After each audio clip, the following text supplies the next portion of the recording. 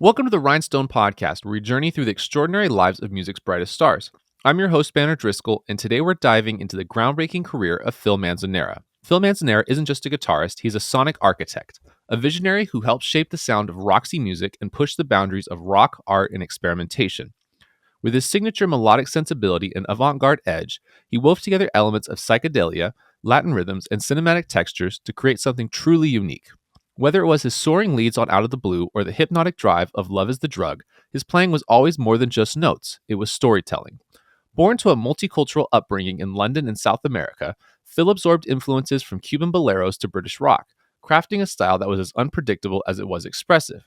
His impact stretches far beyond Roxy music. He formed 801, a pioneering project that redefined live performance, produced legendary artists like David Gilmour and Cale, and continued to explore new sonic landscapes as a solo artist. But some of his most remarkable work came from behind the mixing desk, where he became a driving force in Spanish language rock in the 90s, producing albums for legendary bands like Héroes del Silencio and Aterciopelados, helping shape the sound of Latin alternative music. Beyond the rock world, Phil's influence has extended into hip hop's upper echelon. His haunting guitar work on K-Scope was sampled by none other than Kanye West and Jay-Z for their track No Church in the Wild, introducing his atmospheric sound to a whole new generation of listeners. It's a testament to the staying power of his music, always ahead of its time, always cutting through the noise.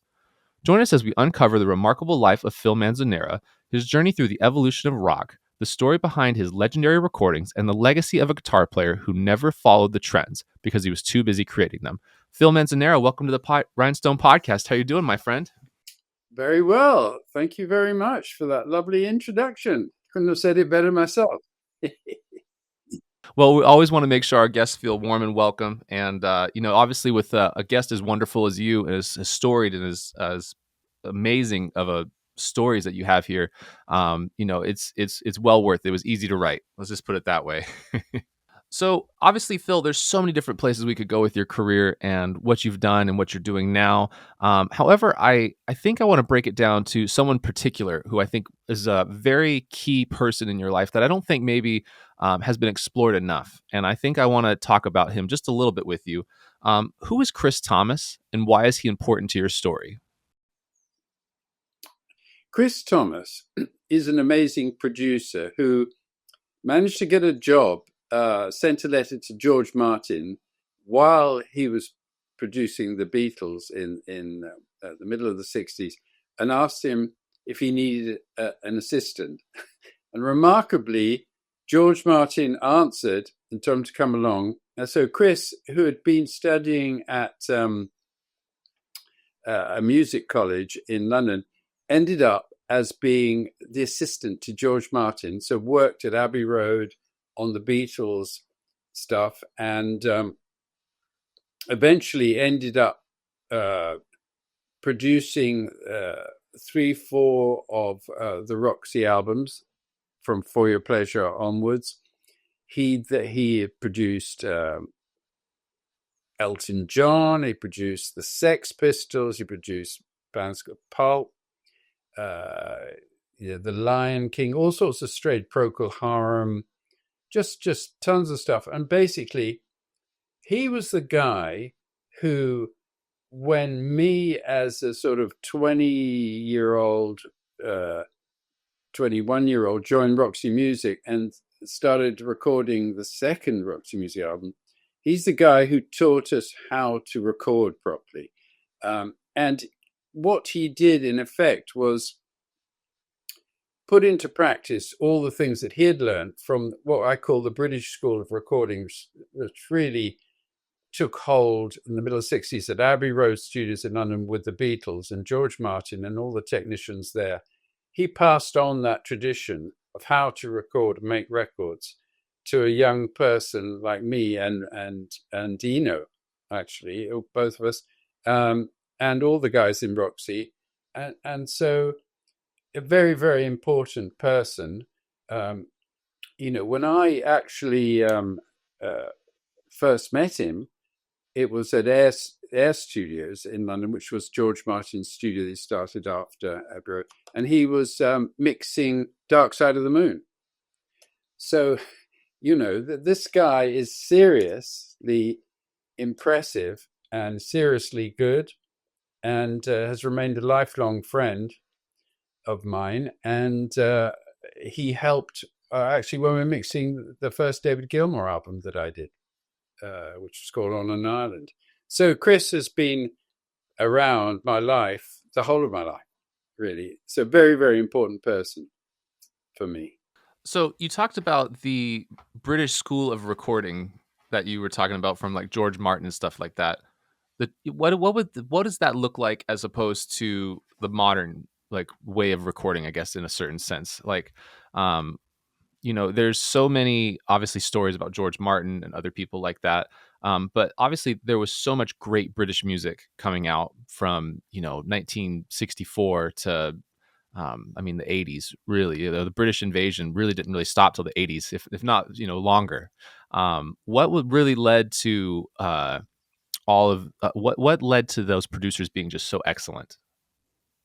Well, okay, so the George Martin is different from a lot of people, and when I say he was very influential on me and the British way of recording, is that he wasn't an engineer producer. He was a producer, which back in the 50s and 60s, you tended to get people who were producers who weren't people who had their hands on the desk. They thought in a different way. They thought about the overall, what the music was about. If there were songs, what resonance the words had. They thought about sound and sound textures, and not necessarily. They knew what the equipment did, but they didn't actually do the placing of the mics and things like that. The technician, and that was the sort of tradition at Abbey Road in London, and it really evolved from what was considered an engineer, sound engineer, was considered almost like a technician. And so, in fact, they wore at Abbey Road, they wore like white coats, the engineers. And a producer, George Martin would wear like a suit or like a polo neck like this and be quite smooth and know all about orchestration and know about all sorts of aspects of music. Those were the kind of standoff producers, if you like, who thought conceptually and thought about the overall idea of what was being done, whereas the technician worked on the EQs and all. And gradually what happened is that by the 80s, most producers were sort of guys who had been engineers, really, and became engineer producers. Now, a lot of those engineers thought, well, hang on, I'm doing a lot of this work. Why am I not being paid a percentage? So I think there was a certain element of a financial aspect of it that created this evolution into the different kind of species, which is one where you had a producer, you had an engineer, and then people who became producers having started as engineers. And then maybe as they got bigger, they decided that they didn't need to engineer as well, but they knew about engineering much more than the original producers. So, but all this comes down to technology and the evolution of technology and the way people could record, which took a great step forward with Les Paul, who invented multi-track recording scenario. And but basically, lot of recordings in the 60s, especially Abbey Road and maybe in America too, were being done on 2 tracks or 4 tracks at the most. And so you get, with 4-track recording, you get great records being made, like the early Beatles stuff and the early 60s pop stuff in the UK. And obviously you get Tamla Motown, and that still sound amazing now. And you get stuff done at Capitol Studios in LA and stuff like that, and the great studios in New York. But the technology was very limited. It was about performances, capturing performances, and not so much creating, using the studio as an instrument, which is really what happened once you get to the evolution at Abbey Road. They get an 8-track recorder from the States, and then they can work in a different way. The Beatles stop touring, and they concentrate on the art of making albums, and they've got more tech at their disposal. That's it in a nutshell. That's the sort of. So you think it's a thing of where the technology pushed the music forward? Yeah. So till you get to today, where you have a totally different system, you don't invariably have analog because most people can't afford it anyway. You have computers, you have endless amounts of tracks, so you have endless amounts of decisions you have to make. You can do things later, you can use computers and AI to change things in millions of ways. And so it's can distract away from the actual song part of the whole equation. And I always say, even though, I've had a studio for like 40 years and it's fantastic, and I've seen it all evolve, it all boils down to the song in the end of the day. The top line, whether the words have some resonance for the listener. And if you got that together, you can record it on anything, quite frankly. So, I mean, that's quite a controversial thing to say, but if you try and sort of demystify the whole enormous amount of software plugins and electronic equipment that's out there, it doesn't necessarily mean that you can be successful if you have loads of gear, loads of equipment, everything. It's, thank God, it's down to the music or the words, the groove. So what were the type of things that Chris Thomas taught you guys that turned you into, I guess, professional recording artists? Because if you think about it, obviously with Roxy Music, this would have been right when you and Brian Eno, I mean, probably arguably one of the most successful producers of the 21st century, were both in your junior years of learning how to do this stuff. What were the kind of things that Chris Thomas was teaching y'all? Well, it's what I call part playing.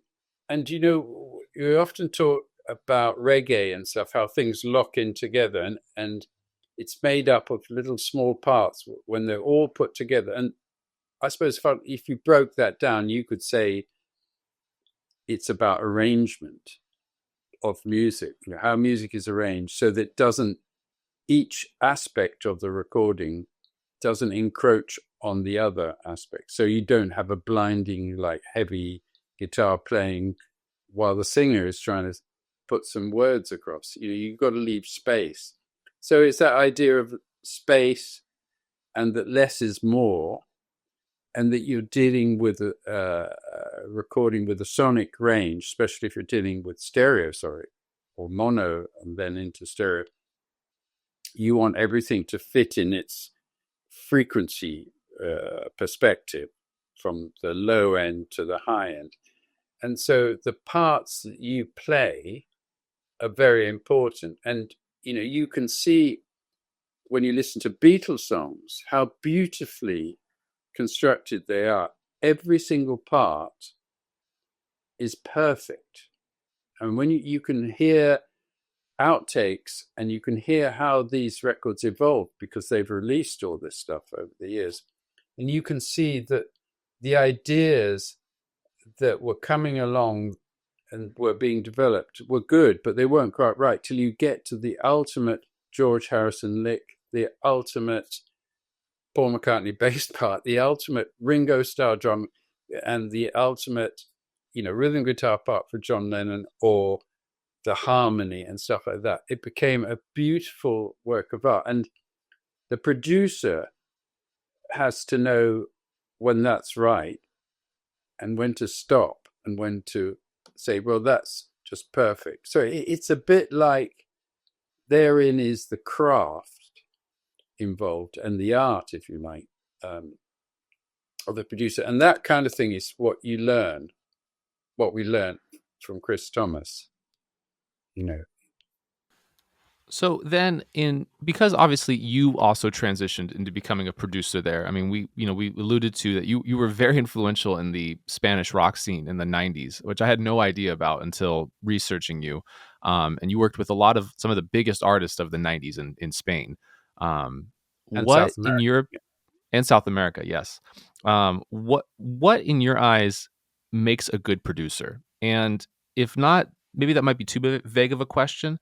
But so let's think about it from an artist perspective, because you are both an artist and a producer. How should an artist go about choosing a producer for their project? Well, the first thing is that the producer actually thinks that what you're doing is good. And that helps. It's not just someone bullshitting you and wanting to make some money. And so the guy's into what you're doing. Um, and also that it's your album or your record, not his. So I'm not from the school of like Phil Spector school, imposing a sound on an artist or something. That's why I say I'm from the George Martin school. He's dealing with this talented bunch of people, and he's helping them to achieve their maximum potential, and that's where I'm coming from in a nutshell. Now, if you work with talented people, it's easy. They do it all for you.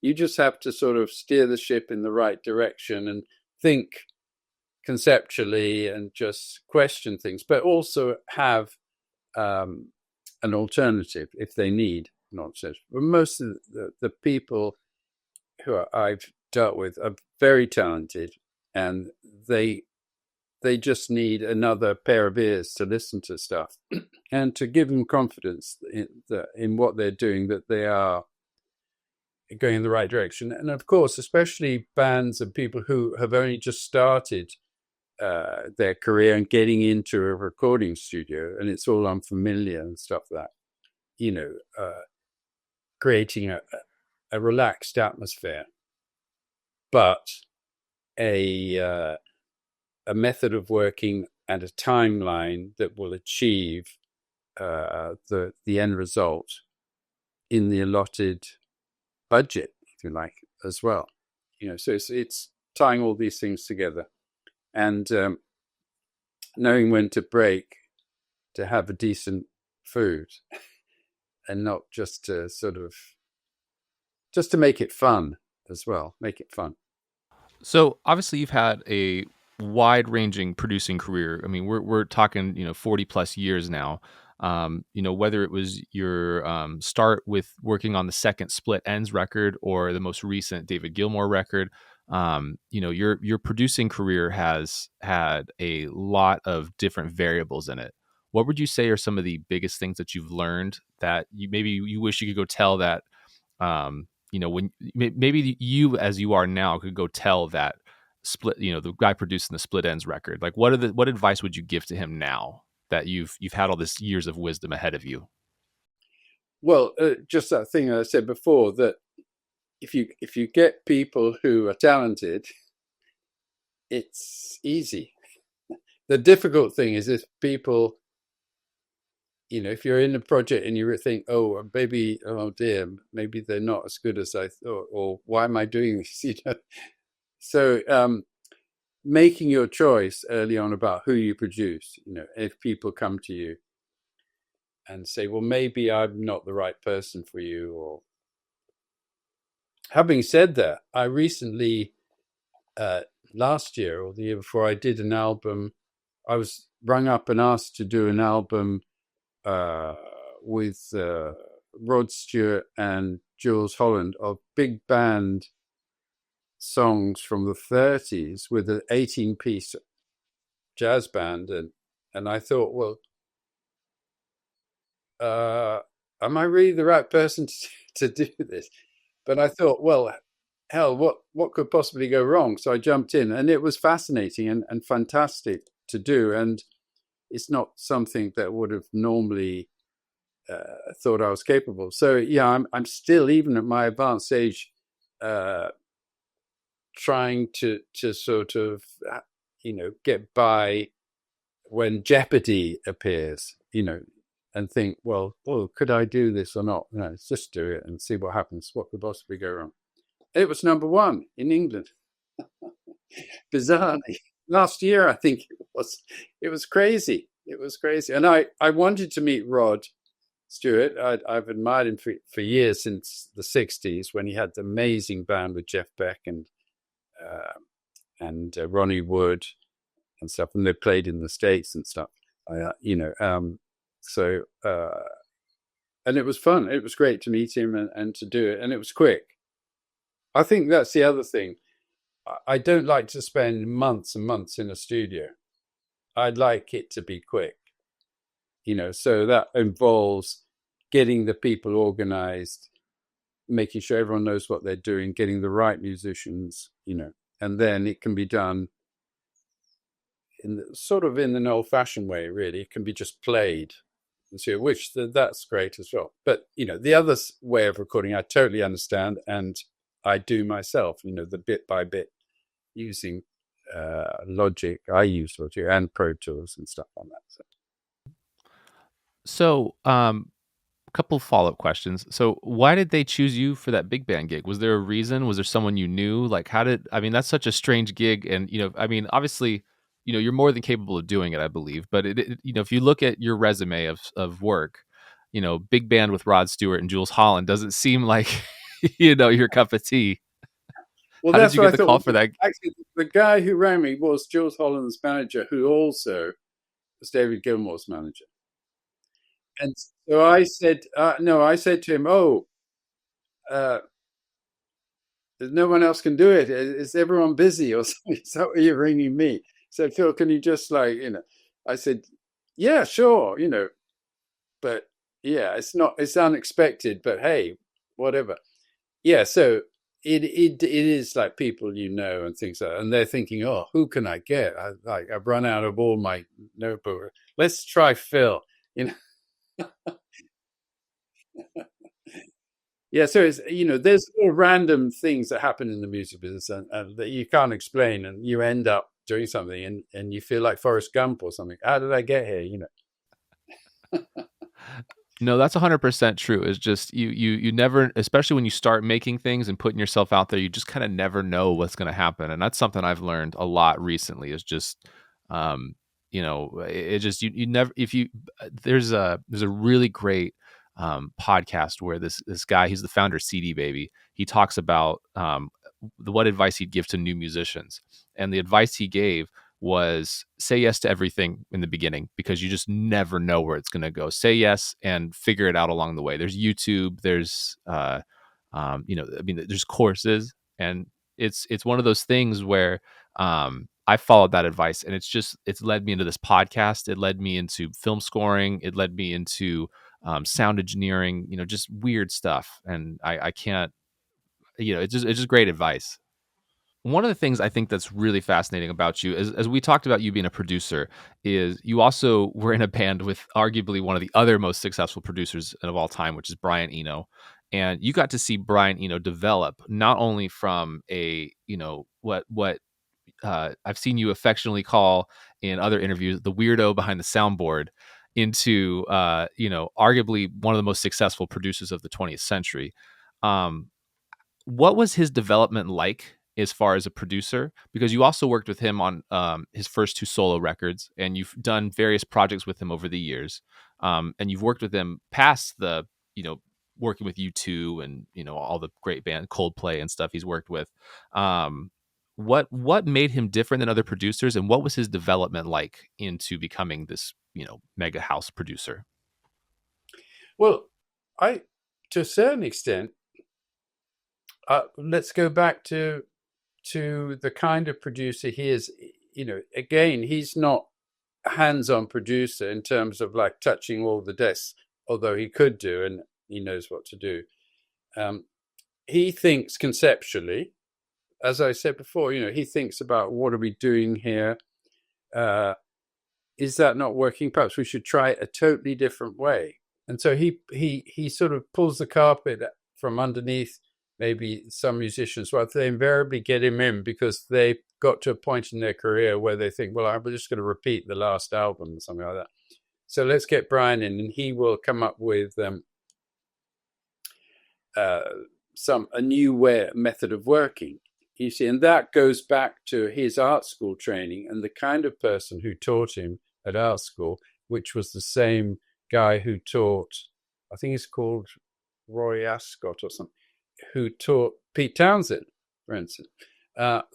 So, it's an approach to the creative process, which he brings, which is unique, and that hasn't changed since I first met him. To things he's saying now is the things he was saying back then, and putting it into practice, which I was lucky enough in the between 1971 and 76 or so to be with him in his little apartment with tape recorders and things, using the tech that was available at the time and trying to come up with new sounds and new ways of doing things.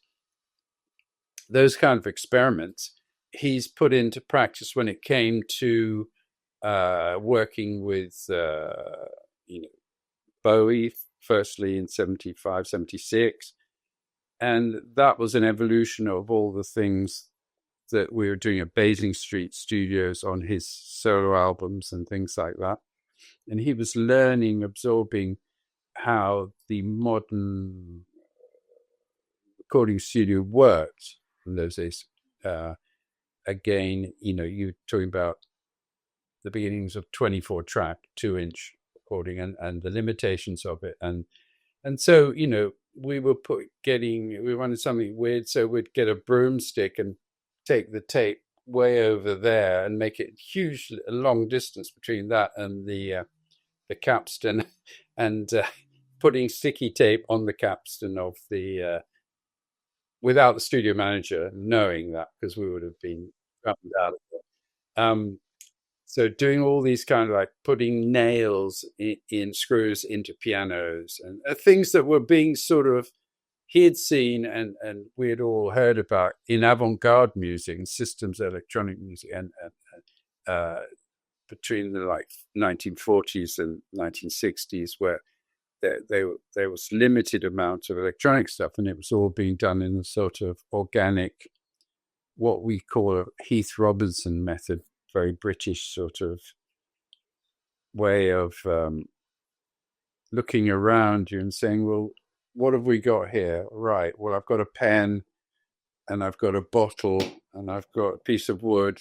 Let's use it somehow to do something weird and interesting, that you're not meant to, and to do. So it's that approach which becomes invaluable, I think, when he then goes on to work with what, to a certain extent, were conventional rock bands, U2 and Coldplay and James and all that.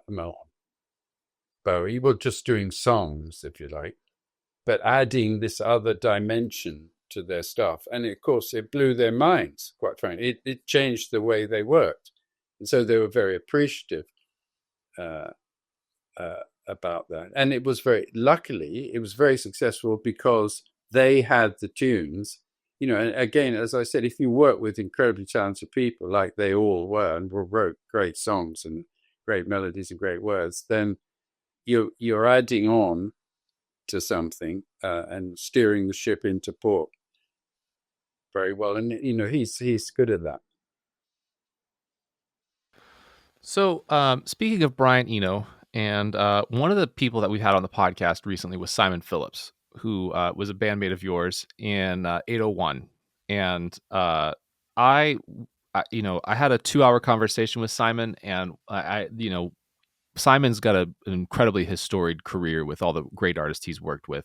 But one of the things I really wish I had more time and I would have asked him about was 801, because I think it's such a fascinating project. The music is incredible. And as far as I understand it, it's, again, another kind of Eno conceptual type thing.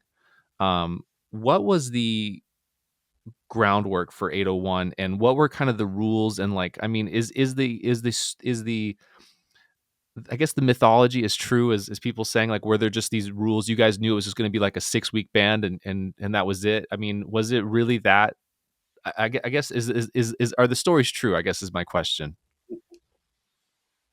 Well, that is totally true. Yeah, I mean, uh, the other two people involved in the conceptual idea of A21 were the McCormick brothers, Bill McCormick, the bass player who plays on A21 Live, who had been playing with Robert Wyatt before, and his brother Ian MacDonald, who was actually called Ian, really Ian McCormick, but as Ian MacDonald wrote a famous book on the Beatles called Revolution in the Head, and also was the assistant editor of the New Musical Express in England in the 1970s. And I've been at school with those McCormick brothers.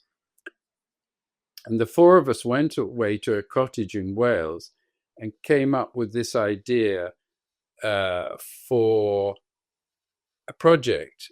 And to be honest, I think, looking back and making sense of it, it was a bit like an art project of or something, but those brothers totally developed it with us, the four of us, that they would be a band that would last only 6 weeks, would put 3 people who were very technical against 3 people who hated technique, and would work on some songs together, would do like 4 or 5 concerts, and then disappear into the ether. And had no idea whether it would work or not. So we embarked on this project. I think we had about 6 gigs arranged. In the end, 3 of them dropped out. So we only had 3 gigs. One was a tiny club in Norfolk, which is on the east coast of England, which we went to because it was so difficult to get to. We thought, well, we can go and play there. No one will know. We can try out this thing. And then the next one was called the Reading Festival, which was a big blues festival, rock and jazz and blues festival in Reading, which still is going. And the other one was at the Queen Elizabeth Hall, which we recorded. So we only played 3 times. We rehearsed, though, for 6 weeks. And we experimented we wanted to use some of Eno's songs, some of my songs, and a couple of covers. So we chose, in the covers, we chose probably the most difficult cover you could ever try and imagine to do, which is Tomorrow Never Knows by the Beatles. Because as we know, that was just a studio construct of loops and things that were amazing. When the Beatles had stopped touring and they started using the studio as an instrument, basically, and they came up with all these wonderful, not only wonderful avant-garde sounds, but also combined that with their great melodies and great words and things like that, and Lennon's words, incredible. So, but we decided to play that live, and so that had some of Eno's pre-recorded tapes playing at the same time as us playing. But on the technical side, we had this incredible drummer who was only 18 at the time, Simon Phillips. Now, still, if I listened, you could listen to the 801 Live album just for the drum part. If you listen to the drum, it is a tour de force. And no wonder Simon Phillips has become one of the most famous drummers in the world at the moment, played with so many incredible people, because he is fantastic and was fantastic then. And after that gig, he got so many offers to play, whether it was Jeff Beck, all the jazzers, Mick Jagger, you name it, Pete Townsend, everybody, after hearing that album, hired Simon. So, I was very proud that we recognized his talent then. And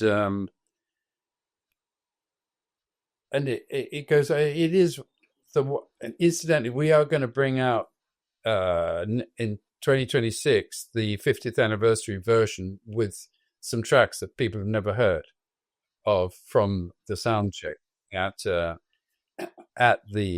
of the recording, which is great because if you know the 801 Live album, you'll hear maybe different versions of it because all the soloing was improvised. So it'd be like a different version of it. So, and a couple of tracks that didn't end up on the album because when it first came out on vinyl, you couldn't get that much information out on vinyl with the limitations of the technology. So that's going to be very exciting, and we're starting to work on that. But yeah, it's the one project which, whenever it's mentioned or I put something on social media, everybody comes out of the woodwork and says, "Well, I like that album as well," and then it's great, Of course, Eno never looks backwards. It's a big thing is that I never look backwards at that. So I'd never do anything like that again. But I have used some of that material and played. I did a thing at Ronnie Scott's and we played some of those. In fact, it's the most viewed on my YouTube channel where I played East of Asteroid at Ronnie Scott's Jazz Club about 10 years ago. And it's the most viewed track on. So we're going to actually do the whole of that Ronnie Scott's set on in Dolby Atmos next year. It'll come out.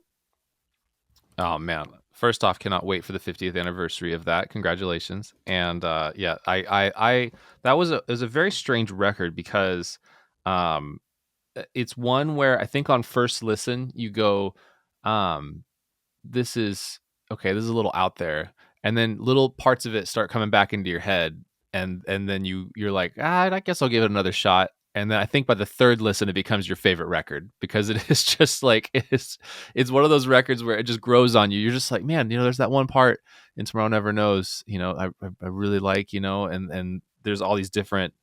And it's also a really great record. I feel like to listen to straight through. Like it's such a vibe. It goes in all sorts of different places. I love it. It's one of the most.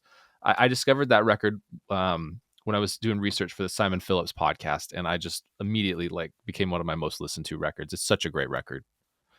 Yeah, it's the other thing that it got a lot of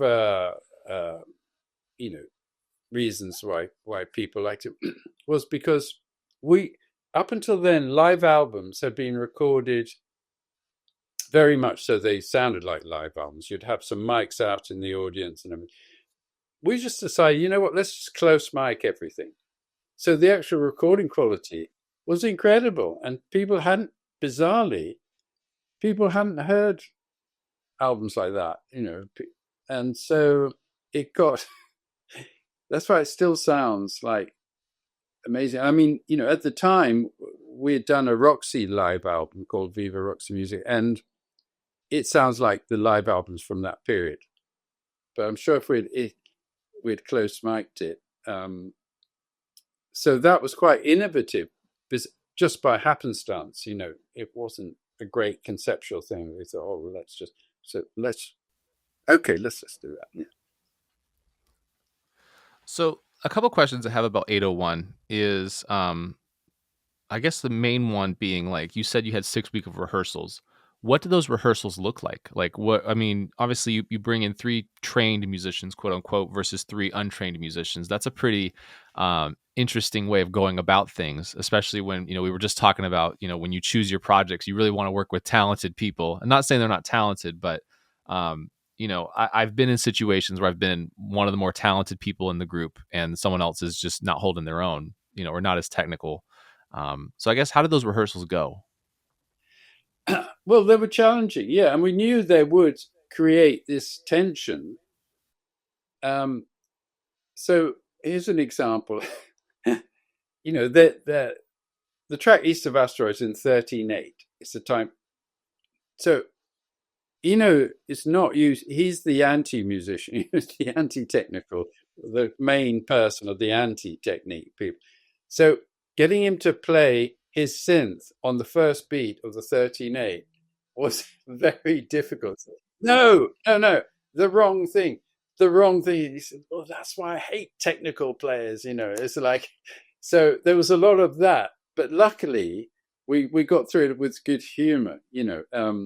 But there were a lot of challenging things, and the Lloyd Watson, who's like basically a blues guitarist, slide blues guitarist. He'd won the Blues Artist of the Year, and then him to be thrown into a band with playing like virtually prog rock.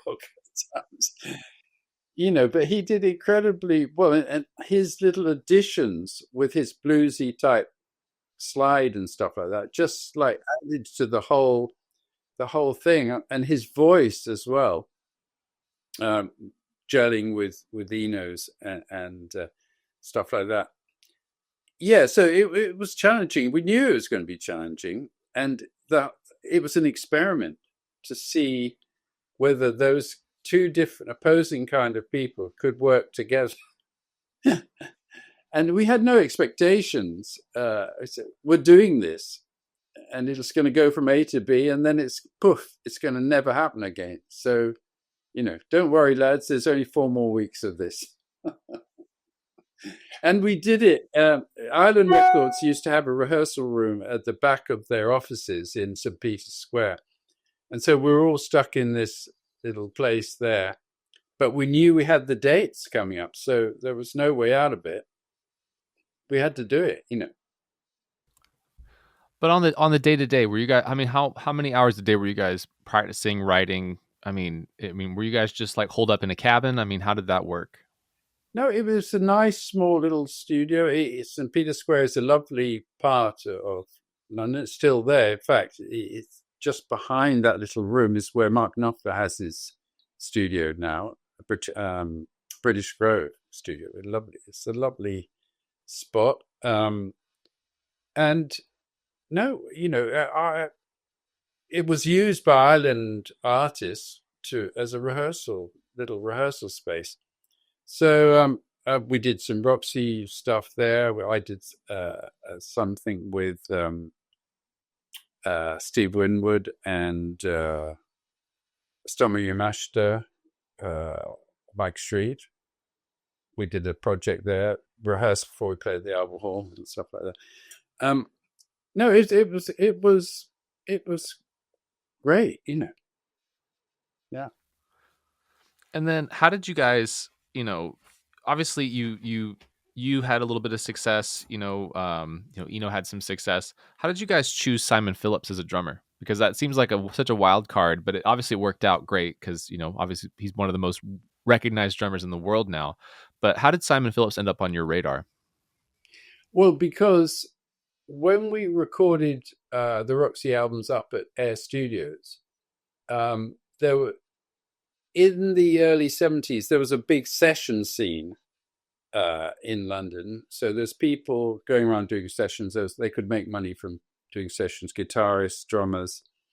And Simon appeared on that circuit, and someone said, well, there's a young guy called Simon Phillips, he's fantastic. Why don't you give him a try? And so actually Simon, he wasn't used to being in bands. So I said to him, look, this is a band. We're going to share everything equally. He said, no, I want session fee. I said, no, but Simon, you don't understand. This will be a band. You'll get a cut of the thing. It might not earn any money. He's used to having session fees. I had to sort of persuade him. But he was young then. And I think also he had played, if I'm not wrong, on a session for the original Jesus Christ Superstar album, which had a lot of heavy rock, well, not heavy rock, but sort of Deep Purple type people and all sorts of things. So, he came very well recommended. And when he turned up with his double bass drum, he said, oh, Christ, have we got room in this tiny little van for a double bass drum kit? But he insisted, and thank God he did, because you listen to those, just the bass drum parts on 801 Live. Bloody hell, it's like fantastic. Yeah, it's unbelievable. One of the coolest records out there. If nobody's heard it, I highly recommend it. Probably the most bonkers version of Tomorrow Never Knows you'll ever hear, which is just like 2 minutes of droning feedback from you. It's great, but it's awesome. I can't express how awesome it is. I'm a music lover. A great record. So I want to switch to a second to Roxy music here. Obviously, it's probably the thing you're most known for.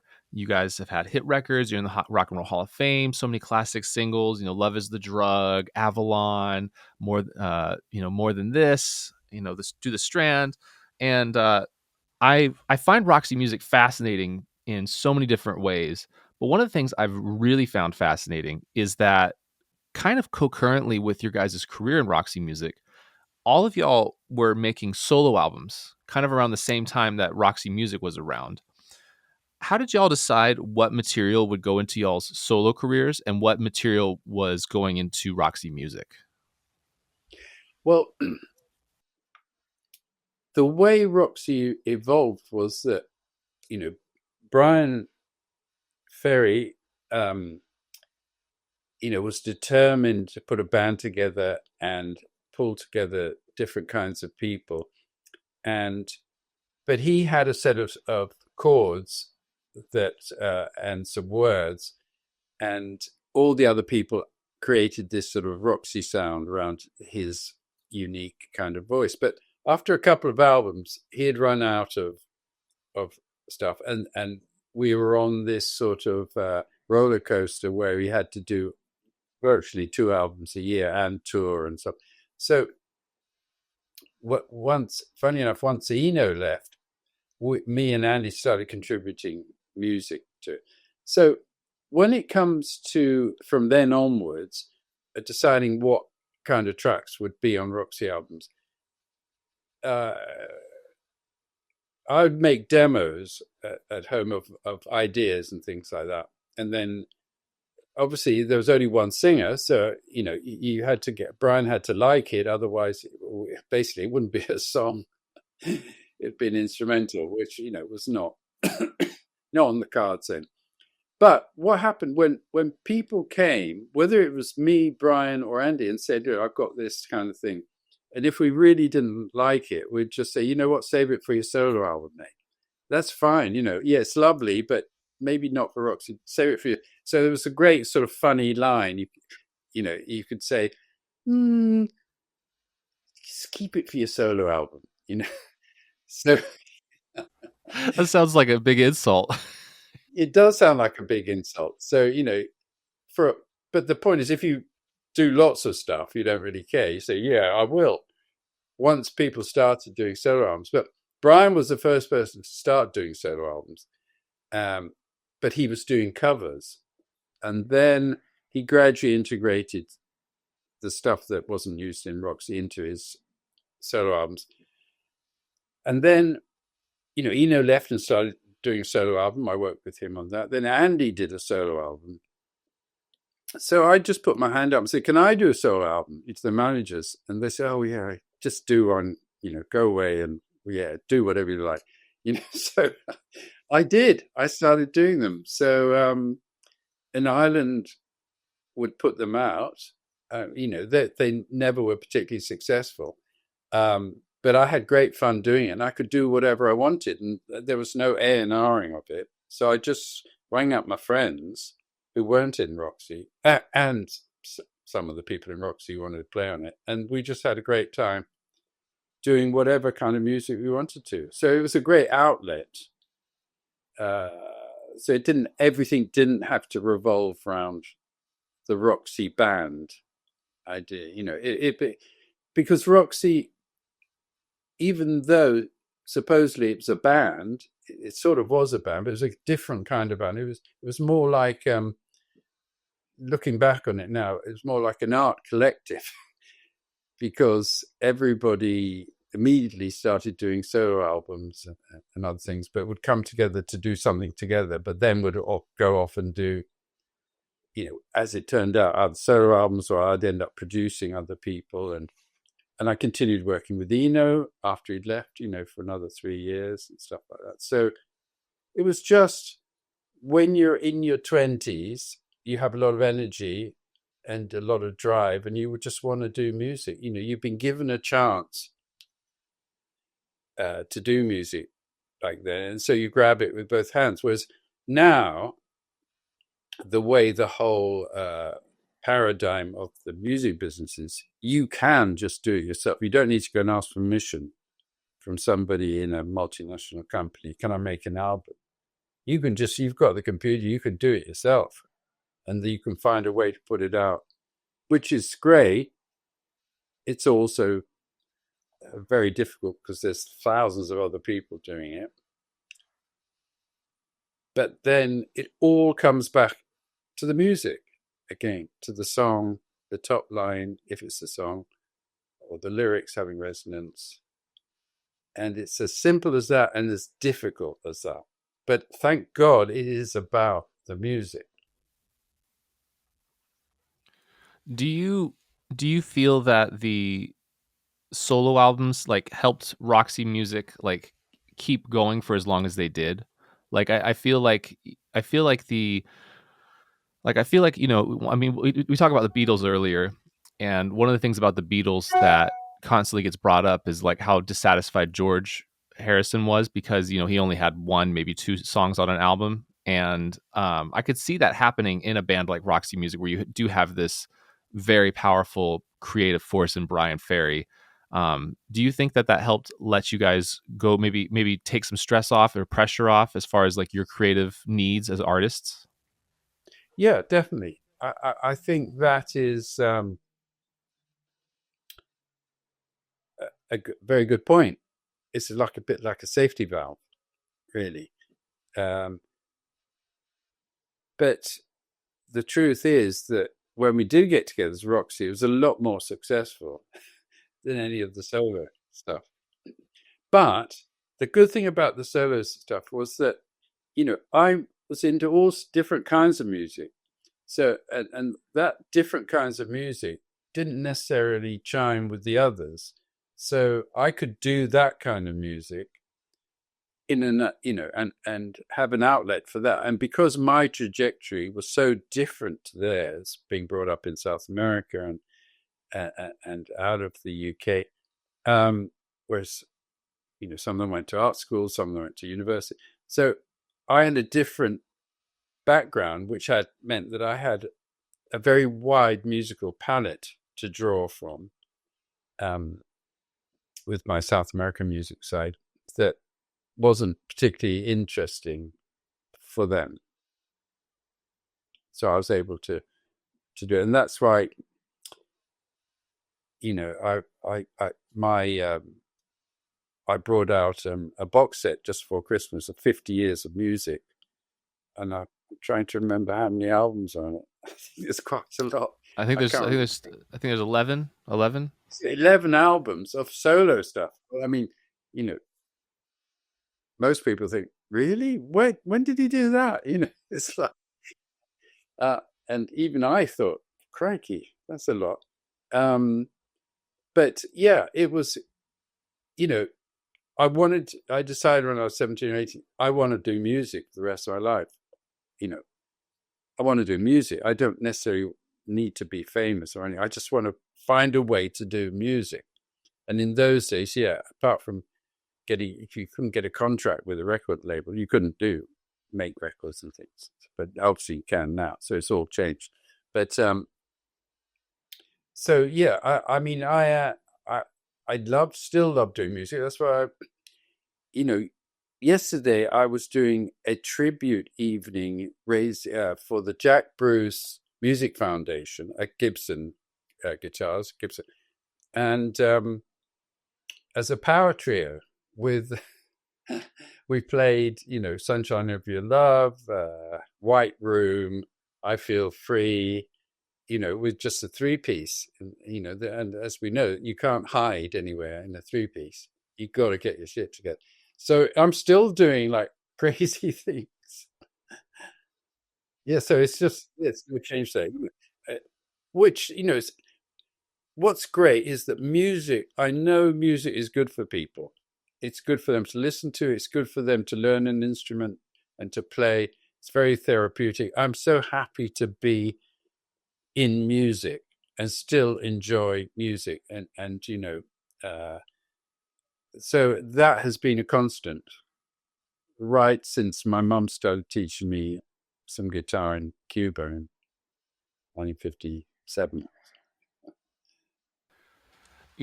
That's actually really reaffirming to hear because I'm 32, obviously a few years younger than you, and um, I kind of had a similar revelation about 13, where I was just like, I'm gonna do music, like that's what I'm gonna do, and every time I've tried to veer from that, it's gone horribly wrong, and every time I have kept doing music, even though it wasn't, successful, or it wasn't, it wasn't bringing me fame or accolades. It was a much, much more satisfying thing, because it was, I just did the thing I loved doing. So it's awesome to hear, someone who's a few years older than me, um, still feel like it's worthwhile and still feel like it's worth doing. That makes me feel very, feel very good. Yeah, I mean, I decided also when I was 16 or 17 that with my guitar playing, that what I'd do is spread it out over a whole lifetime. There's still things that I want to play that I can't play. Um, and so I'm looking forward to learning how to play them gradually. But, um, but yeah, so it keeps me interested in.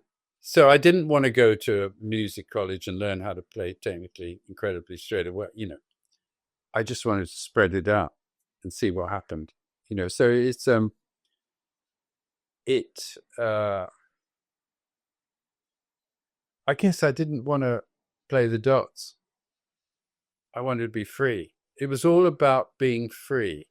And I think I picked up a lot of that from the sixth ethos of the 60s, whether it's free from jazz or psychedelia, all those West Coast bands and everybody improvising and creating sounds, whether, it was the Grateful Dead or it was the Velvet Underground or Miles Davis and people like that. But being free to play music and to go on your own path was integrated to me. It's all about the same thing, So I sort of understood why I was doing what I was doing, you know, and it wasn't trying to be famous. It was just being free, I guess. Well, definitely gonna clip that one for Instagram. That was beautiful, Phil. Thank you. What was the? Obviously, we talked a little bit about, like, a little bit about the creative process in Roxy Music. But what was, because one of the things I love about Roxy Music is everyone kind of, like you said, you kind of come together and you guys are far more successful than you guys were separately. What was the arranging process like for Roxy? Like, I mean, would you guys rehearse things before going into the studio? I mean, were you guys playing, new songs you wrote live? Because I mean, you got to think, obviously, there's Brian at the keyboards, most of the songs, it feels like. And then, you've got your guitar lines, you got Andy Mackay, or Eddie Jobson, as well. You've got all these great musicians who bring in all these ideas. Um, what was I guess, like, how much, I guess, how did you figure out what stayed and what didn't? Was it just was it a collective thing? Did Brian have a stranglehold on the group? I mean, how did it work? Okay, so what I say now, which might seem a bit strange, is nobody in Roxy could write a song properly. So, and I think that's the reason why Roxy was pretty successful, was that we had to approach it in a totally different way. So Brian, the early songs were developed over a period of a couple of years, before the first album was recorded. So when I came to the band, the top lines were already there and the lyrics were there. After 1.5 albums, a method started evolving, which continued right to the end, which is basically Brian would say, I've got these chords. He'd have like 4 chords and say, and then we'd go into rehearsal room and he'd play the 4 chords again and again. And then we would just put our bits around it and try and create, and we'd go and record the whole thing with those 4 chords, but with a producer and say, right, okay, so I guess that bit will be where the vocal sort of verse would be. Oh, there's no chorus, so it doesn't matter. We'll just and so Brian would then take the finished thing, maybe with solos and everything, away home and try and write a top line to what that slab of music was. So it was totally talking about jeopardy. It could be absolute shit or it could be absolutely brilliant. And you wouldn't know till he'd said, right, okay, well, I think I'm ready to try it. And so to sit in the control room, so, all right, out you go. And so he'd go in, and on quite a few occasions, he'd sing, and you'd go, that's fucking brilliant. That's a hit. I had no idea. Love is the drug. What? That, what? How did that happen? Hooray! We're saved. You know. And so it was a hit or miss, literally, method of working. And that was the whole of the 6.5 albums. And no idea what the end result was going to be. But on a lot of them, you knew that in 4 weeks' time, we'd have to go out on tour and play these numbers. And sometimes we actually went out on tour and had to come back every night to the studio, finish the thing, supposedly playing the new numbers as well, a few of them. So it was very dangerous and there's a lot of jeopardy, but that tension and everything obviously created something special and unique because it wasn't being written in the normal way where, you watch Let It Be and you watch McCartney in the studio and he's saying, I've got this new tune and it goes, the long and winding. And you think, fucking hell, it's absolutely incredible. That's a proper songwriter. Never. That was never the case in Roxy. Never. And so it is a miracle, quite frankly, that we became successful and that we achieved that. And I think it was just the pressure and the youth and all that kind of stuff and becoming successful straight out of the box in the UK and stuff like that just spurred it all on. So it's not a sort of plan that I would suggest to young aspiring bands, I must say. Get a proper some proper songwriters and you know what you got. So, but I find this interesting, this songwriting method that you guys used, if you can call it that, because Eno took that to Bowie, by the way. Eno took that method of working to Bowie, because remember, the early stuff was beautifully written, all of that. By the time you get Eno working with Bowie in Berlin and all that, or the Chateau and stuff like that, he changes. He likes, that method of working, that dangerous method of working. Which is also fascinating. So I guess what I find fascinating about that is, you guys have reissued the Roxy albums and, going through them, there's not a lot of, I guess, abandoned tracks. Like, I feel like in that method, you'd be such a hit and miss kind of thing where it was like, okay, well, that one didn't work, guys. Let's try again tomorrow. But there's really not a whole lot of leftover tracks. Yeah. There's nothing in the vaults. There's nothing in the Roxy vaults. I mean, there might be, but it doesn't seem like there would be. For Avalon, actually. In fact, I do have one with a vocal on it from Avalon that no one's ever heard. But apart from that, no, there were no spares because we had to get out the studio and on the road, and there's no time for like faffing around. It was like 3 weeks, 4 maximum in the studio.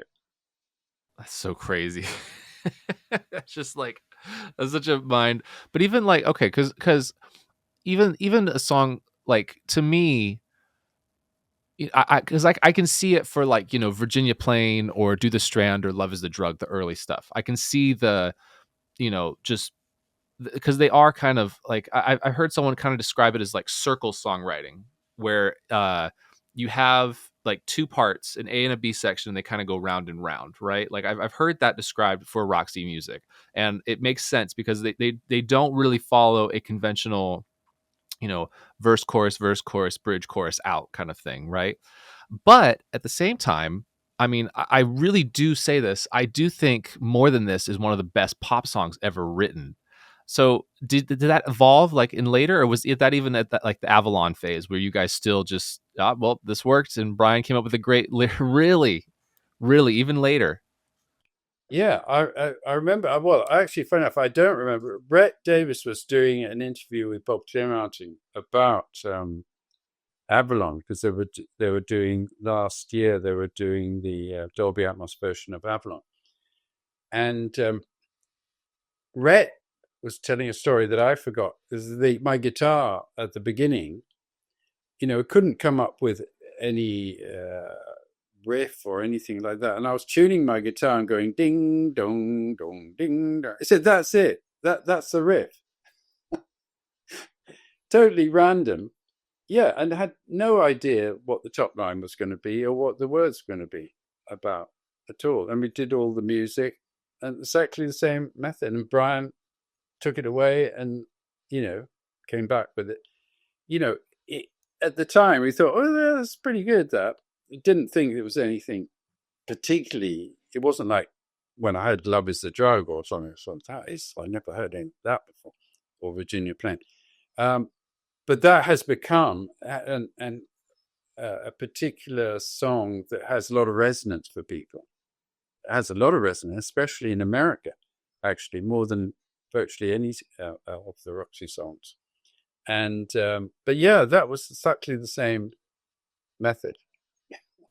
Wow, that's insane. um, so one of the things I've always loved about Roxy music, and I think most people would agree with this, is the blending of fashion and music. Um, it's obviously like Roxy just has a style. I mean, you could very much easily say they kickstarted the glam rock movement. And everybody kind of has taken something, whether that's you could make a very big case that even like the 80s metal bands stole a lot of stuff from Roxy music, and even the New York Dolls, which influenced all these other people and stuff. So what is the importance of image in music, and how does one focus on their image without overshadowing the music? Well, historically, we know that image and music has always been very, very important. I mean, you know, Frank Sinatra, the hat and the style, the image, that then Elvis Presley, obviously, the the the the suits and the look of the hair, and James Dean, and art and culture uh, and music have always influenced each other. And you go right back to the early 20th century with great ballet and great composers and things. So actually, the Beatles with their Beatle jackets and their mop tops, the Stones with their sort of rough and ready look, as opposed to the Beatles' smart look to start with. Jimi Hendrix with that flowing look, art and image of music has always been incredibly important. And so by the time you get to the beginning of the 70s, um, art, fashion, and image of music comes to the fore again, because there is an idea that by the end of the 70s, a lot of the musicians were strung out on heroin and drugs and things, and they were very introverted, and they were just what they call shoegazing. There was a lot of that, and it wasn't like giving out to an audience and being theatrical and stuff. And then Bowie appeared, and we appeared, and Bowie used to say to me, "Yeah, we sort of invented glam rock, but there was high glam and low glam, Phil, and we were high glam, and the rest were low glam," which I sort of was always laughed at. But it's that sort of, if you influenced by films and movies and Casablanca and great uh, images of Hollywood with style, and you apply, well, I think Elvis and Little Richard and all those kind of people, that they Bill Haley in the comics, that then you put on a fancy jacket and things like that, and so you know by the time we emerge, and remember Brian, a lot of them, and had been to art school and stuff like that, which a lot of British musicians had at the time, and so they were well aware of Warhol and modern art and all those kind of things, all those influences, and Hollywood and photography and stuff like that, and glamour and fashion. And so, we always said that early Roxy that we wanted to do interesting music, but put it across in a visually and interesting way as well. And which, Bowie did as well. We were the first kind of people, well, Bowie before us, to have theatrical lighting on stage. And so in order to, when you have theatrical lighting, you have to put makeup on, otherwise you look terrible. So that obviously got carried away with all that. But it was a bit of fun, and it added to the music. It helped with the sort of the show, if you like. So there was some challenging music and sounds and things, but because it was presented in an attractive fashion, it sort of people found it more acceptable, especially in the UK. When we came to the States, people couldn't make head or tail of what the hell we were doing. So, he had a lot of water bombs thrown at us, in Bakersfield or, places like that. Oh man. How does one focus on their image? How does one improve their image? Because from one of the stories I heard, and this, correct me if I'm wrong, but the infamous bug eyes glasses that you have, apparently that was a last minute decision from a stylist at the last second, gave them to you like right before you went on stage. Is that true? Well, not before going on stage. There was part of this creative group of people, fashion designers, musicians, who were just like going to be the next generation coming through. And they all were friendly with each other. One of them was this fashion designer called Anthony Price, and he was very instrumental in helping Roxy with in the team of people who were good at that, which is Brian Ferry, Anthony Price, a guy called Nick DeVille, who was a fellow art student of his, with Brian at Newcastle University, studying fine arts, and fashion photographers. And they organized a photo shoot for the first album cover. And, they wanted that feel of glamour and stuff, and like a 50s sort of pin-up type girl. And I was just 21. I had no idea about fashion, really. So we come to the photo shoot, and I turn up, and with something pathetic. And this guy, Anthony, says, "Oh, darling, no, no, no, no, no, no, no. Put these on," that he'd made himself, the bug eyes. "Put this leather jacket on. Right, you're done. Right, who's next?" But he was a friend, and a young guy as well, gay obviously, and he knew about these kind of things. So I just very happy. And last year I remember thanking him. I say, "You know what, Anthony, those bug eyes have been part of my sort of unique selling point for 50 years. Thank you so much." He lives near here, actually. And so it was a happenstance again, random thing. Who knew? But he like got some glue and like stuck these diamantes on a bug eye, pair of glasses. very much in the spirit of like the recording thing I was saying. There was no text stuff. You just had to make it up yourself, you know, with what's lying around. Okay, let's stick something on that. Why don't you wear that? So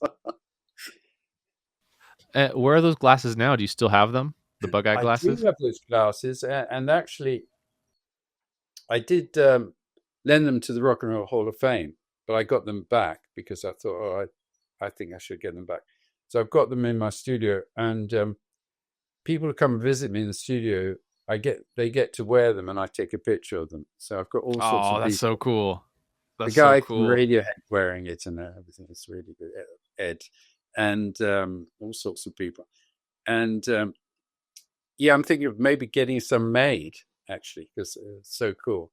Just Yeah, you should get them as a made and more sell them with your box set. That should come with your box set, man.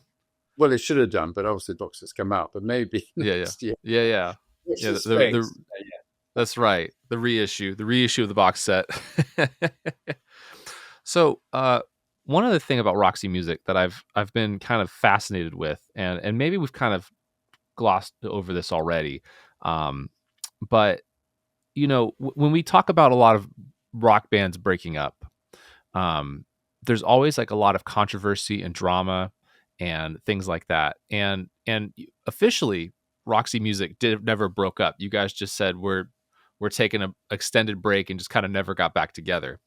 Um, I guess and another fascinating thing about it too is you guys. I think this was album. I think Avalon was album 7 or 8. It was up there. It Yeah. was 8, album 8, and you finally start breaking through into America, right? Like More Than This becomes a hit. Avalon becomes a hit. You guys got MTV success starting to come in, and right at the peak of what could be considered worldwide domination of Roxy Music, you guys pull the plug on it. How did you all know when to stop? Because I think that's a big thing with musicians is they don't necessarily know what that part of it is because it's preserved Roxy's legacy, but the other part of it is like you guys didn't. There's I don't I, there's nothing online really about like, oh well, you look at other bands and it's, oh well, he said this, they said that, and there's nothing about that about Roxy. Like everyone seems pretty cordial, everyone still seems pretty friendly. You guys get together every once in a while and tour. um how did you know when to pull the plug on like the main years of Roxy? Like what was that decision making like? It was, I can genuinely say it was just complete stupidity, actually, on our part, and showed a complete lack of any business acumen. Yeah, you're absolutely right. We should have continued for another 5 years and probably been a lot bigger because the whole industry changed. They invented CDs, a lot more CDs were sold. The whole volume of we would have been multimillionaires, whatever. Instead, we just continued following our noses with musical projects for like literally 18 years, and which we had great fun, and I don't regret it. I did so many different things, worked with so many different musicians all over the place. So did Brian, so did Andy and Paul. And then in 2001, we randomly bumped into each other and said, "Oh, why don't we play together again?" I said, "Yeah, I can't remember why. Why did we stop?" And so, but analyzing it now, I can see that we're sort of good for about 4 or 5 years, and then we sort of all go off and do lots of other things. So you can look apart from that one 18-year block. Although, to be fair, I think I did play on a lot of bits and pieces on that Brian stuff. Andy did. Yeah, I don't. It's bizarre, but we stopped having a manager then, and that sort of imploded, and so we just got on with other things, and then I guess 2022 was a farewell tour, but we still have lots of things to do, but not touring. We won't ever be touring again. But we do stay in touch, and we have lots of stuff to do. Actually, that every week there's emails we have to agree on this and that and whatever. Um,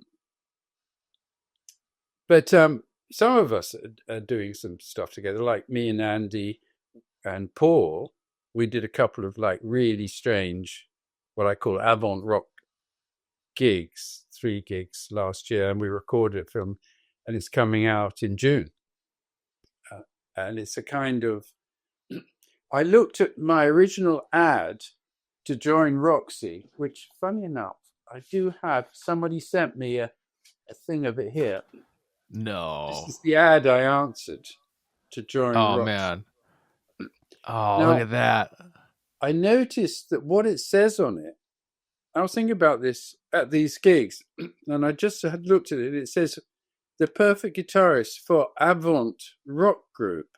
And I thought, what the, avant rock group?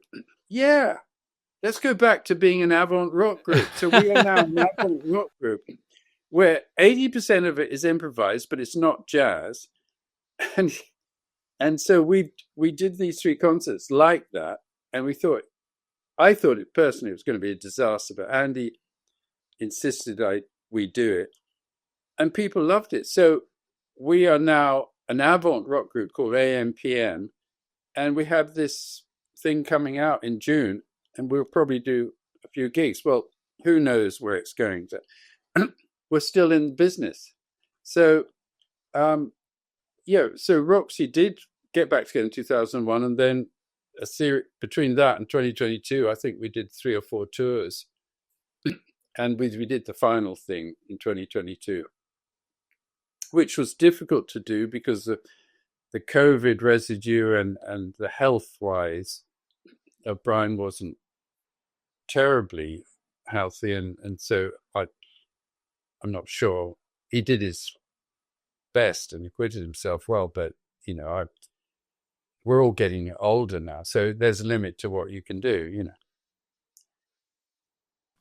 But as far as the like decision to stop, I mean, like obviously you guys, you stop, this juggernaut just came to a grinding halt. It feels like what was that decision making process like? Like was it something conscious? Was it just like next year, maybe in like 5 years we'll come back to this? Was it kind of like Yeah, that? I yeah, mean, it's a bit like that. As I said, no complete, not stupidity, no sort of business acumen, really. It's like, you know what? I fancy going and doing something like totally free form now. I don't want to do songs.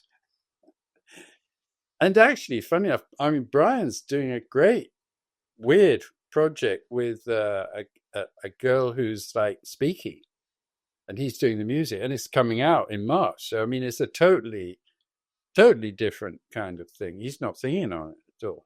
He's sort of like doing music in the background. So I very impressed and pleased that he's like breaking through different barriers and his own barriers. So the what people think of it, and at this late stage in his life. So but we're all still in music, whether it's Eno, me, Andy, Paul, Brian. We're all somehow still involved, and we will till they carry us out in a flight case, probably. so switching gears here, um, famously, your song "K-Scope" was sampled by Kanye West and Jay-Z. Specifically, 88 Keys sampled it for "No Church in the Wild." And this, obviously, being a young millennial hip hop fan, the song was insanely transformative to me. I remember my best friend Zach, shout out Zach Dufour. We were in college together, and we was like, "Oh, we got to get the new Jay-Z Kanye collab album." And I was like, "All right, sure, we'll get it." And then as soon as that guitar riff comes on for "No Church in the World," it was like, "Oh man, this is different. This is wild." And so my question is how does that work as far as like the clearance of the sample? Did they reach out to you at all? Did they talk to you? Did you know it was happening? Like, how did that work? Well, the way it worked was that I was driving in a car in London with my son, and the phone went. I put it on speakerphone, and it was Rockefeller Records in New York saying, "Oh, Jay-Z and Kanye West have sampled your guitar, and it's coming out on a track next week." I said, "I'll stop you there because people are always getting my name mixed up with Ray Manzarek. I'm Phil Manzanera, not Ray Manzarek. So I think you probably made a mistake." He said, "No, no, we think it's you." I said, "Well," he said, "we can't send it to you, but we'll play it to you to the phone." So they played that riff, and I thought, well, it does sound like me, but it's been slowed down. But it sounds great. So, yeah, great, thanks, bye. And then I thought, hang on, are they allowed to do that? It's coming out next week. What are the words? There could be something terribly misogynistic or some horrible thing. Don't I get a say in this? So I rang up the people who had the license on it, Virgin Records. I said, "Do you know anything about this?" They said, "Oh, yeah. Oh, no, we've been negotiating it for months. Don't you have to ask me?" "No, no, but you'll be very happy." "Really?" "Yeah, because you're getting more than they are." I said, "Really?" I said, "Oh, okay." And then I thought, hang on. I wrote it as well. I rang up the publisher. I said, "What? Do you know anything about this?" "Yeah, yeah, sure. No, you'll be very happy." I said, "Really?" Well, yeah, it's the first track on the album. And I said, "Well, yeah, okay. Well, great." So, thought nothing of it. And then it became, it won a Grammy, it won all this stuff. And I thought, how did it happen? And I discovered 88 Keys. And then I found the story behind it and everything. And the guy is a genius. He just like specialized in sampling records made between like 1975 and 1978, done on analog. And he just looked for things he could make samples. And then, they rang him. They had one more track to do, and it was like they had to close the album, and they said, "Have you got any samples?" And he said, "No." And also, I'm late for my wife. She's going to kill me. I've got to get over to Brooklyn or something. So, can you not pass by the hotel? They were doing it in a hotel, the Mercer Hotel in Soho. He said, "No, no, I haven't got anything honest. So I haven't got anything." He said, "No." I think Kanye said, "No, no, you must have something. Come, pass by." I said, "Okay, I'll pass by." And he played them 5 things, and they said, "We want that one." And then they wrote some of them 2 days. It was all done and finished, and they finished the album, and it was all done. But the brilliant thing about 88 Keys is that he slowed it down. A, and B, what he didn't know is not just guitar. Combined with that guitar is this big bass harmonica, which I blow on every first beat of the bar. It's the combination of those two, when it's slowed down, creates just a magical sort of sound in there. Wow. I had no idea. Yeah, no, exactly. Because I then had to try and learn how to play it, which I found very difficult. I had to get like my nephew to teach me. You always ask the young Your lad. own song. You had to teach Yeah, you your own song. because I remember asking David Gilmour. I was at David's, and I said that can't work out how to play. He said, "Oh, I can play it," and of course he didn't. He couldn't play it either. I said, "Okay, right." So I did. Yeah, eventually learn how to play it. So I did a little video online of how to play it. You can see it actually online. Oh, really? Yeah, Oh, yeah, I yeah, gotta go check that. We'll link to that in the show notes for sure. yeah. But yeah, it was like a gift. It was like, a gift.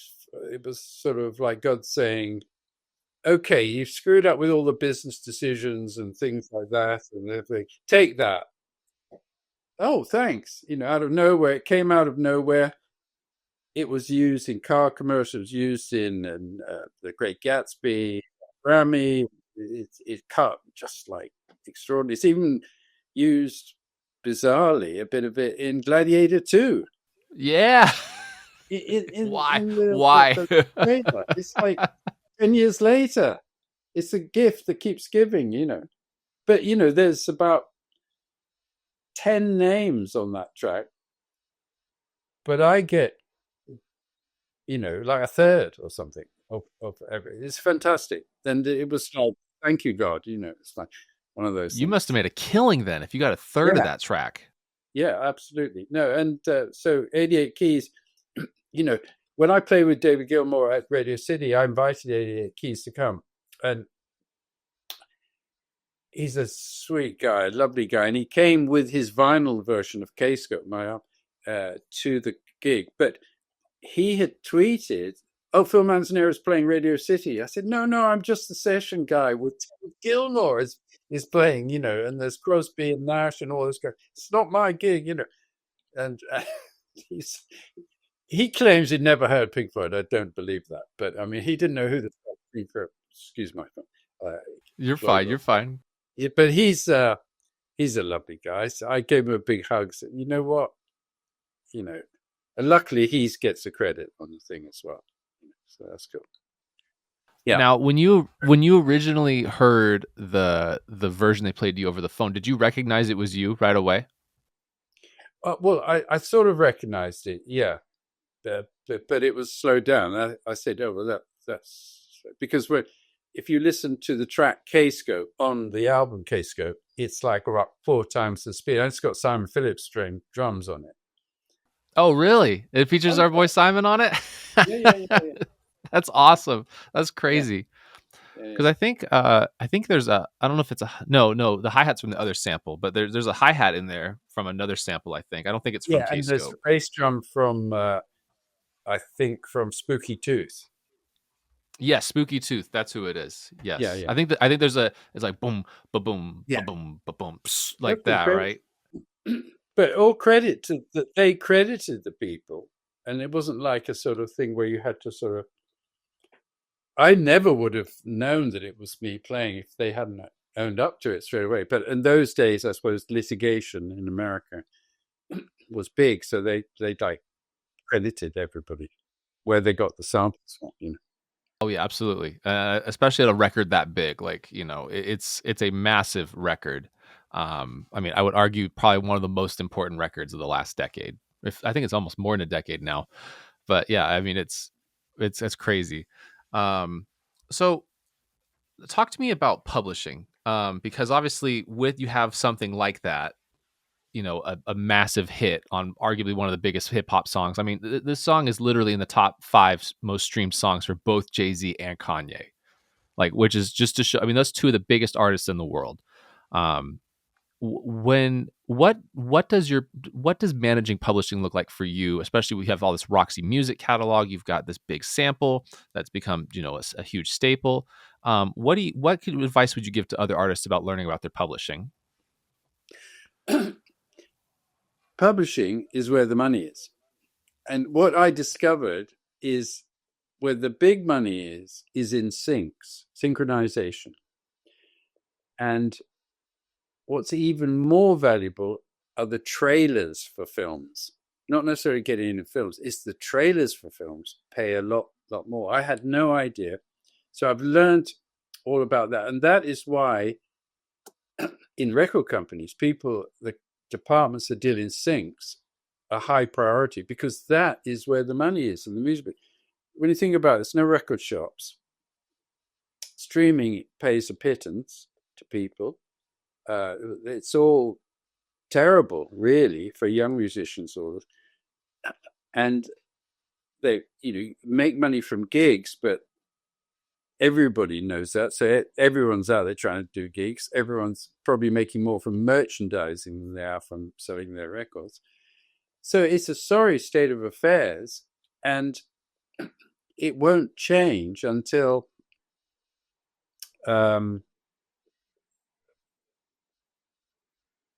people. Well, the multinationals won't won't like give up that sort of model because they're making so much money out of it.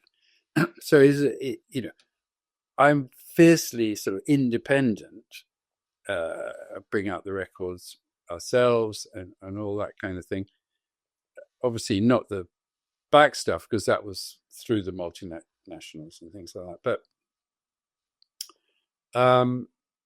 it's a conundrum, and it's a conundrum for young musicians. And I think the only way it can be changed is by legislation, by acts of Congress or like acts of Parliament in the UK, copyright law.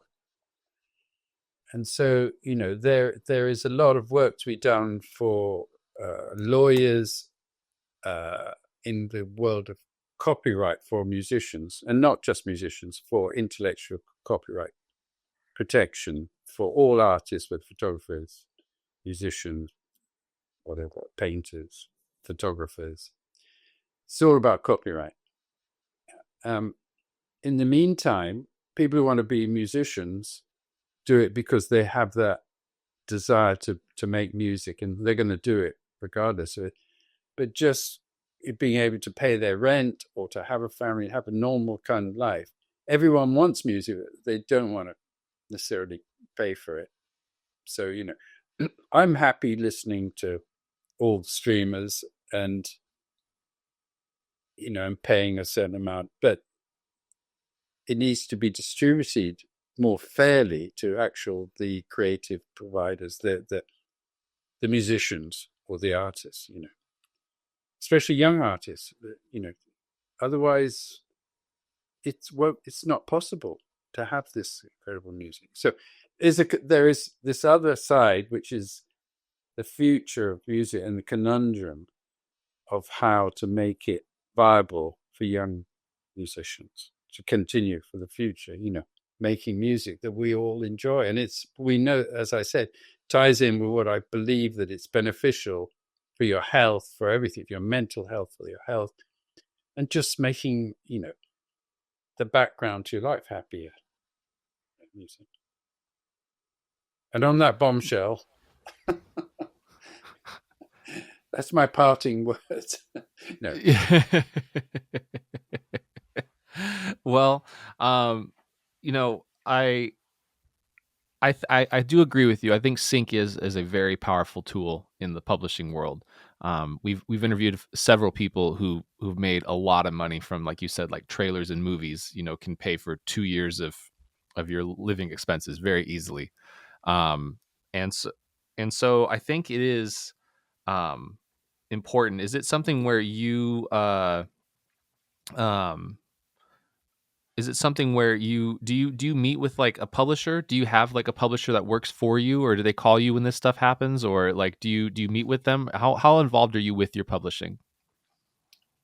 I wish I could say I was, but my experience has been that they maybe have too many people, and I just get on with, probably foolishly, get on with just making more and more music, and not and just putting bread on the water and hoping that something might happen. But I would like to say that it's invaluable to have a publisher who will actually go and find things. But I understand that they have thousands of people on their books to make their business viable, and they probably just don't have time. And God knows what happens if you're just a songwriter. I think you have to be involved in the music business now. You have to do lots of different things in different aspects of the music business. It's not like there's a Brill building where you've got Carole King and Goffin writing a song, sending it to them, the ideal, wonderful world. That's sort of gone. But yeah, I do have publishers in New York, actually, Reservoir, they call it. And that's fine. But to a certain extent, it's like looking after my catalog. So, and from my point of view, I just get on with new music and stuff like that, and uh, yeah, just work system. And no, it's not easy for young people and people starting out to give advice of what should happen. But again, it comes down to the music has to do it for you. And it might be the next track that you write that just opens all the doors for you. So you just have to sort of keep on doing it. It's a difficult thing to say to songwriters and to young people, and they come and ask advice and so they say, yeah, that's great. But it's sort of, you have to write something that does it for that does it for you. It's so good. The riff is so good, or the people want to hear it. It's so easy, but it's so difficult. That's why it doesn't have to be complicated. That's the other thing. It can be the simplest thing. There's only so many notes, and how many combinations of those notes can you do? You have to somehow bring something extra with it. And if there was a magic way of doing it, everyone would be doing it. So, yeah. So last question in this main interview section, which I have set every guest, which is, do you have any regrets about your musical journey? No, none at all. No, I'm very happy the way it's gone. It's sort of random, and it makes it more exciting. Yeah, the ups and the downs, whatever. Do you have anything you wish you had done differently? No, No? no regrets. That's awesome. All right, so that concludes the main interview portion of our podcast. I'm going to ask you a few rapid fire questions, give you a chance to bump stuff, and we'll be out of here. Sound good, Phil? Okay, good. Perfect. What is the last album that blew your mind? Actually, funny enough, it's a band called Hot Chip. Yeah, great band. I think, yeah, I really loved their. I don't know if it's the last one or the one before, but so much so that I actually sent Alex, the singer, I felt moved to send him an email and say, "Wow, I just love the album. I listened to it again and again. I'm so pleased, that I feel like that about, I could still feel like that about an album. Yeah. Who is a guitar player or producer who deserves more attention? Ooh, gosh, that's very difficult. Randy California from Spirit, the band Spirit. He's no longer Isn't with that the us. one? That's the one that has the lawsuit against Led Yeah. Zeppelin, right? For Stairway to Heaven. It did, yeah. That's right. But I don't think that was it. They got anywhere with it. That was his family, I think, No. once he passed away. Yeah. Anything particular from Randy California we should check out? Well, when he was playing with Spirit, he had this amazing way of playing with the harmony at the same time. I don't know what kind of device he was using or something, but he was I met him once. I did a strange tour once with him. Eventually, him and Bobby Krieger, funny enough, and he was a great guy and a great guitarist. And yeah, within Spirit, when they came over to play in the UK, it was just like they were our band. Me and my friends, yeah, we loved them. Yeah. If you lost all of your gear in a tragic house fire and had to start over with only $1,000, what would you get? I would get a Spark amp, which costs about $100, which I use at the moment. And I would get probably a Strat or a Gibson Les Paul Studio. Not the most expensive, but great. Yeah. What is a concert you attended that surprised you? A concert at the Albert Hall with the Mothers of Invention, the first one that I ever saw when they first came to London. Frank Zappa and the Mothers of Invention. It was just out of this world. Yeah, it was. I've never seen anything like it. It was just combined so many crazy things. Brilliant. Um, how do you recover from a bad gig? Um, Open a bottle of champagne and eat sandwiches, and just that's it. That's a good rock star answer. Yeah. What took you from a beginner musician to an intermediate musician? Friends at school. When I got sent to England from Venezuela to a boarding school, I met lots of guys who knew how to play stuff that I had no idea how to play, and I watched what they did, and it was like fantastic. Yeah, What took you from an intermediate musician to an advanced musician? I wouldn't know. Now, I wanted to stay an intermediate musician, spread out the advanced music over a whole lifetime. So yeah, you just if you're playing guitar and being a musician because you enjoy it, you want to continue enjoying it. You don't want to do anything that will make you stop enjoying it, which could be too much practicing or reading dots. It's got to come from inside you. Develop that side of things. Yeah. And then last question, what do people get wrong about being a musician? That they get wrong that maybe you're doing it to be famous, whereas really you're doing it to be a musician because you enjoy music and you enjoy playing music, and it makes you happy. Yeah. Well, thank you, Phil, so much for coming on the Rhinestone podcast. I really appreciate you being out here. This was a fantastic interview. So many different facets of such a fascinating career, and I really appreciate you taking the time to do this. The floor is yours to promote anything you got coming up: shows, music, documentaries, Okay. lesson Well, books. I'm coming to New York and to Washington D.C. to give a talk about the book and about my life, and also I'll be playing for about 20 minutes in each talk in March, 20th of March in New York, and the 24th, was it 25th in Washington D.C. One's at the Cutting Room, which is in New York, which is a gig venue type thing, and the one in Washington D.C. is at the Howard Theater, which is a music venue as well. So and I'll be signing the books and the memoir and stuff like that. That's awesome. So you have a new memoir coming out? The memoir is out. Yeah, it's out. It came out in Spanish first. It's called Revolución to Roxy.